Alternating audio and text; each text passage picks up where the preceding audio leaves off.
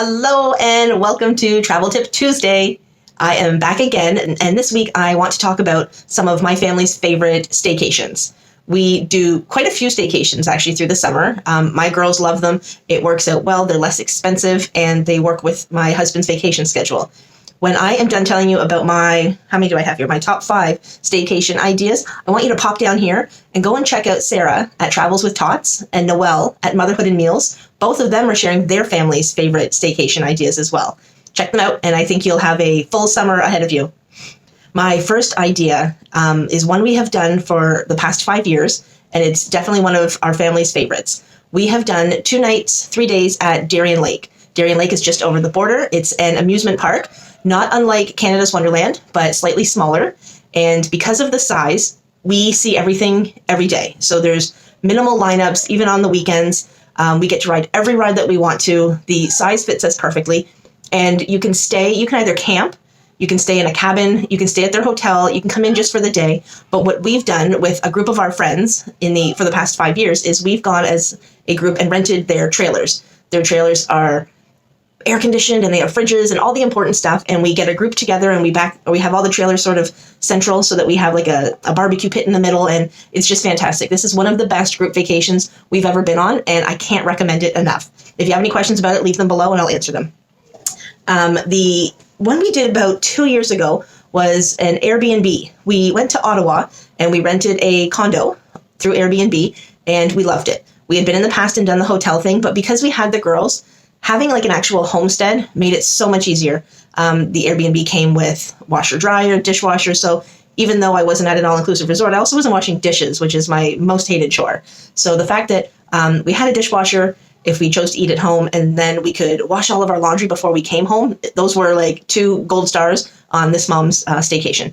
We went to Ottawa because that's where my husband and I got engaged, and that's where he went to school, so he's really familiar with the area. We saw the Parliament buildings. We walked the girls all over. It was so fun. We showed them obviously where we got engaged and where Dad went to school. We went to the market, which is amazing. It was their first experience with beaver tails, and now they're hooked. The culture and the history in Ottawa just can't be beat. And we checked out a few museums. We did the modern art, which is the one with the big spider out in front. We did a history museum, and then we did the children's museum. That is forever going to be one of my top destination recommendations. It was amazing. The entire thing was hands-on. My kids loved it. It was history and culture and Canadiana all rolled into one, so you have to go there if you're ever in the Ottawa area. And then just like we would just sort of roam around Ottawa in the central area. The quaintness, and I keep saying the culture and the history, they were just amazing. I was so thrilled that I could take the girls, and we wandered around and just had a great time. And then we went back to our Airbnb and just snuggled up and watched movies. So the price point was pretty good too. We just came back from one overnight so far at Niagara Falls. Niagara Falls is the best for all of the craziest reasons. We go every year with my mom. She loves the tacky tourism of Niagara Falls. We stay over in a hotel and we go and see the falls. We do some of the crazy Clifton Hill things. We tend to do the dinosaur golf. That's definitely one of our top recommendations. We did the go-karts. They put in the new Niagara Speedway, so that's a big attraction now.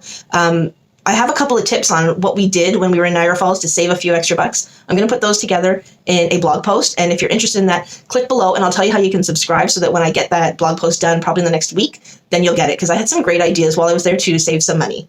Once again, though, we love Niagara Falls. You have to do it. Even though we live in Canada and we don't really consider Niagara Falls a tourist destination, it is for so many other people, and you have to experience, and you got to show your kids. It's a ton of fun. Toronto. So again, just like Niagara Falls, but in the other direction, not everybody thinks to go to Toronto when you live out in the Halton Hamilton area like we do. We went last summer and we bought the City Pass. So the City Pass gave us four admissions to, I think it was 5 or 6 different attractions. So obviously you have to sort of pick what you want to do, because the City Pass is only active, I think it's for 3 days or something like that. So what did we do? We did the CN Tower. We did Ripley's. We did the Art Gallery and the Science Center, I believe, but it also included Casa Loma and the Toronto Zoo, and I feel like there was another one. So you sort of have to pick. I don't know that everybody can do all of them unless you're a hardcore attraction tourist seeker. We had my mom with us, so we sort of had to space them out over 2 days. And the deal was fantastic. Basically, if you went to two, then any of the additional ones you saw were a bonus because they were essentially free once you bought the city pass. We loved being downtown because my youngest daughter is a big sports fan, so there was just tons of photo opportunities for all the Raptors stuff and the Blue Jays stuff. I'm sorry, our family's not Leaf fans. I know. I just have to apologize. That's all I can tell you. But we just went and looked at everything. There's tons to look at in Toronto. The culture is amazing. The night just never comes. It's nonstop people. It's probably as close as I'm going to get to the hustle and bustle of New York City. So if you go, you just have to check it all out. One other thing we did was we went to Center Island. Now, we did a day at Centerville, and we've got some photos in our newsfeed, so go ahead and check those out. But Center Island itself, even if you don't go to Centerville, there's tons to do. There is a hedge maze that was actually really challenging. It took us a long time to get through.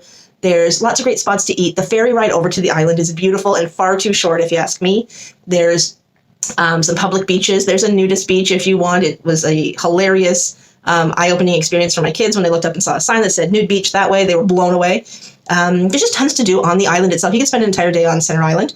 And anytime there's a holiday, there's a great fireworks show. So definitely stick around and check those out when you're in Toronto as well. My last suggestion is by far probably my favorite. It's Parry Sound. We have a cottage up in the area that I am so blessed to be able to go to through the summer. It's my kids' favorite place. It's my husband's favorite place. And it's close enough that it's home and far enough away that you are removed from everything that stresses you. When you are in Parry Sound, the nature is just unparalleled. I love it. There is wildlife everywhere. My kids love all the animals. We see deer, we see moose. It's fantastic. It's got that small town feel, but it's got everything you need. It's got the Home Depot, it's got your Canadian Tire, it's got all the gas stations and the Starbucks and all these things. But it's so small town. It's so beautiful. If you do go, I have to ask you to go to the Barely Used bookstore. The book deals are unbelievable. I believe they said they had 100 and some odd thousand used books. They're all priced to sell. It's where I get all my books all summer. The deals are fantastic. They have new releases. They have everything. They take your used books and they will pay you for them and then resell them. It's fantastic. While you are in the Barely Used bookstore area, check out the Island Queen cruise. I've only been on it once, but it takes you all around the Thousand Islands, and it's just a beautiful, I don't even want to say it's a full day. It's a few hours of a cruise. Beautiful. Make sure you go when the temperatures are great because it's always a little cooler on the water, but it's just fantastic.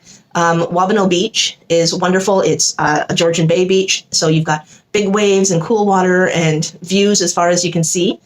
While you're there, if you're looking for a spot to go out for dinner, we highly recommend Wellington's. It's the best restaurant in Parry Sound for sure. Totally family friendly. They have the nicest staff, and you will have a great meal. I guarantee this one. While you're in Parry Sound, if you are staying there, it's a short drive to Santa's Village, which is a kind of all-year Santa-themed amusement park. They have all kinds of things, not just Christmassy related ones. They have lots of attractions there for the kids, so definitely check that out. It's a fantastic way to spend a day. And you are a short drive, I don't know if it's a short drive, from Parry Sound to Sudbury. If you wanted to check out the nickel mine, we did it one year, and you sort of just have to. When you're halfway there already, definitely go check out the nickel mine. The shaft elevator all the way down is awesome. Tons to do. Science North is there. You're going to have a great day. One other spot that we recommend, only by word of mouth, we haven't been yet, is Cleveland's House. They have one of those inflatable obstacle courses, like a bouncy castle obstacle course out on the water. And if you go just for the day, it's about $10 a person. So the price can't be beat. It's a great way to break up a vacation if you're there for a whole week, or if you're just there for a couple of days, definitely a great place to stop. And Cleveland's House is an actual resort. So if you wanted to stay there, you can do that as well. Those are my top 5 favorites that we have done as a family and that I highly recommend. If you have any questions about any of them, please leave them below. I love answering questions. I will gladly help point you in any direction I can. And I also want you to tell me your favorite staycations. So you didn't get on a plane, you didn't drive for 24 hours, you didn't leave the country, but where did you go this summer or in past summers, and where do you recommend? Inspire us below, okay? And don't forget, when you're done listening to me and you've left your comments, go ahead and check out Sarah and Noelle. They're going to have some more day trip and staycation inspiration for you. Thanks, guys, for tuning in on Travel Tuesday, and I'll see you next week.